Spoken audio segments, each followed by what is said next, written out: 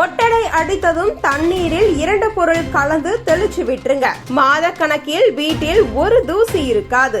இப்போ தீபாவளி வர்றதுனால வீட்ல எல்லாரும் சுத்தம் பண்ணிருப்பீங்க. அதுல வீட்ல ஒட்டடைன்றது பெரிய வேலை. வீட்டில் அடிக்கடி தூசி வர்றதும் அடிக்கிறதும் பெரிய வேலையா இருக்கு. இனிமேல் வீட்டில் ஒட்டடை அடித்ததும் இந்த தண்ணியை தெளிச்சு விட்டுடுங்க. மாச கணக்கில் ஒட்டடையே அடிக்க தேவையில்லை. முதல்ல ஒரு பாத்திரம் எடுத்து அதுல கொஞ்சம் தண்ணீர் ஊத்துங்க.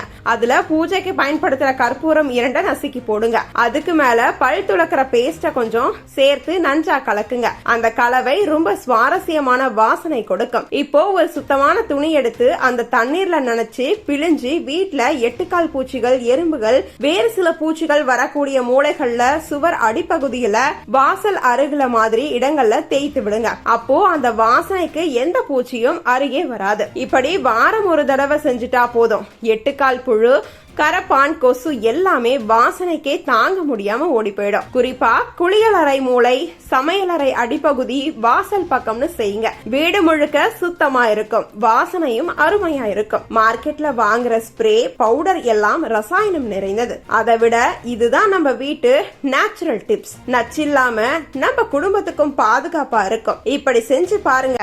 அடுத்த முறை 3 மாசம் ஒட்டடை அடிக்கல்னா கூட பூச்சிகள் கிட்ட நெருங்காது.